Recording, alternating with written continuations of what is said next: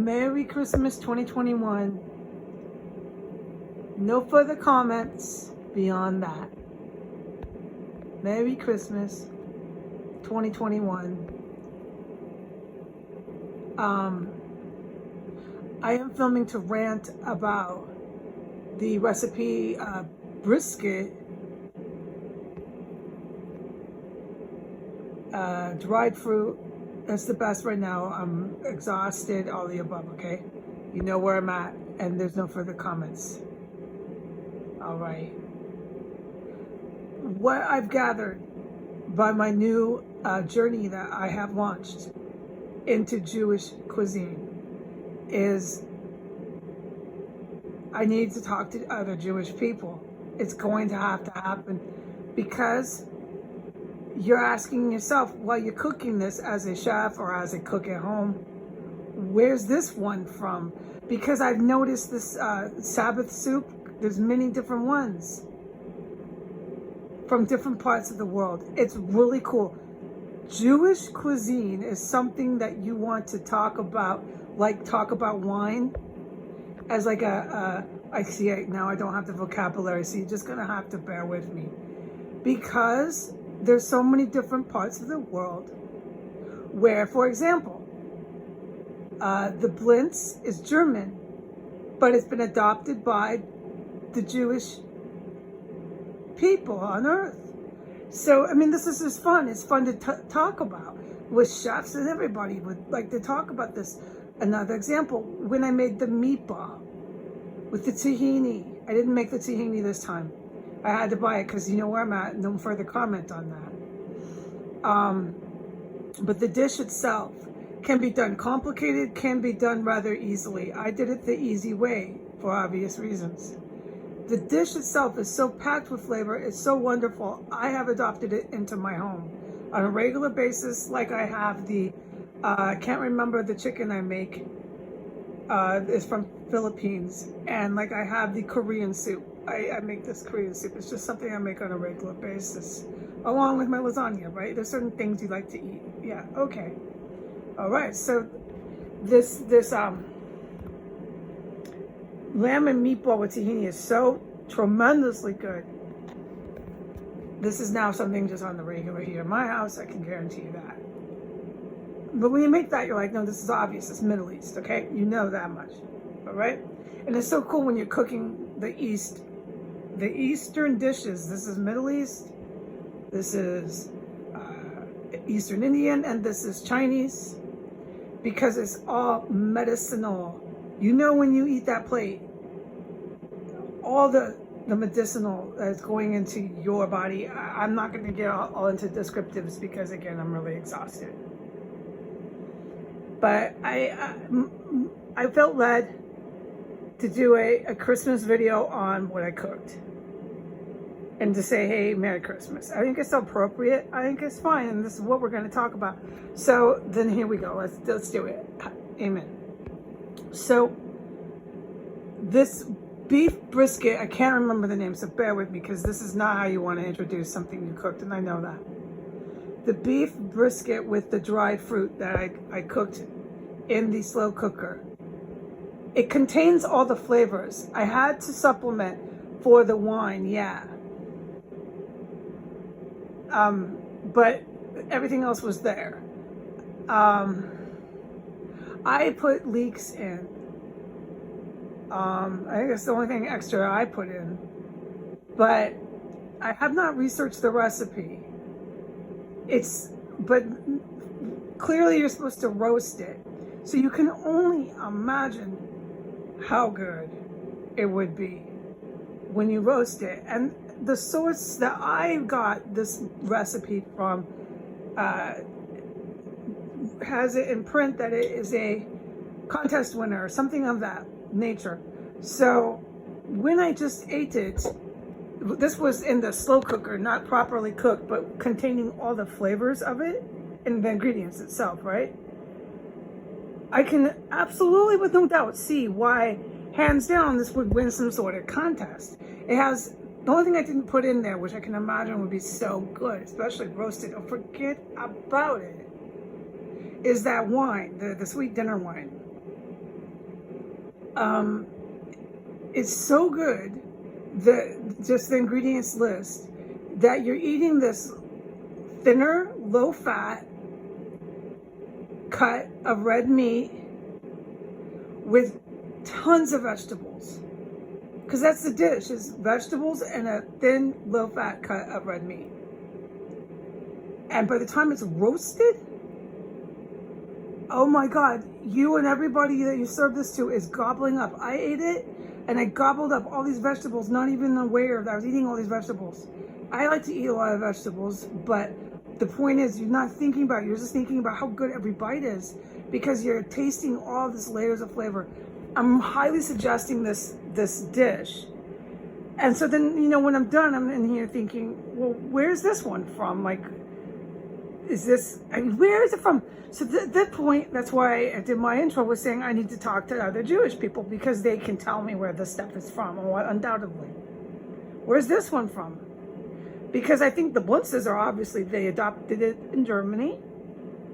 So where's this one from? Is this Middle East? Is God dried fruit and vegetables? It might be. That's what I'm thinking, because it's so healthy. Where's this one from? Because my point is, I think I'll close the video because I'd like to do a short Christmas video to wish the world Merry Christmas. And I think I'll just close fairly soon. That Sabbath soup. Now, I noticed there's a million Sabbath soups. Jesus picked the Italian one. Now, listen, if you take out the matzo, and I don't know if this is insulting. I am not. I'm just saying culinary-wise. This is what I mean. You could talk about Jewish food for a while, like you talk about wine. It's truly a fascinating cuisine, because it's from all over the world. I've never, ever cooked Jewish food. This was the first year I did it. Now I'm a chef, so I'm really into this now. Okay, but listen, it's the matzo ball is equivalent to really hot caliente bonnet peppers and jalapeno peppers. Not everybody's going to like the dish if you load it with that ingredient. If you take out the pepper or the dough, whatever it is, from wherever this dish is from, like for example, this Sabbath soup that I made, the Italian, now I didn't make it the right way, and it was still so good, I gobbled it up. I love matzo balls. I love them. I think most people do, but it's something that if you want to guarantee sell the bowl, no complaints, not sending back to the kitchen or any complaints. This Jewish Sabbath Italian stew or soup, cooked as it's instructed, which is probably going back hundreds of years. You cook it for 18 hours in a Dutch oven. It has to be done that way. I know, but you can do it like I did, and it's so good. I still ate every bite. But you wanna do it right, because it's the consistency of the broth and a few things which you could talk, chef talk about. But it does make a difference. And by the time you are adding the matzo, if you do that, and by the time you are adding the Swiss chard, the last vegetable ingredient, you want the broth to be a certain consistency with those beans. And this is why they knew that. Oh, I know they know that. They've been making this soup religiously. It's a religious soup, okay? So they've been making the soup, and they know what they're doing, cooking it 18 hours. It comes out perfect if you do it like they tell you to. The great grandmas and the grandmas know what they're talking about. So I'm going to definitely do that when I get out of here.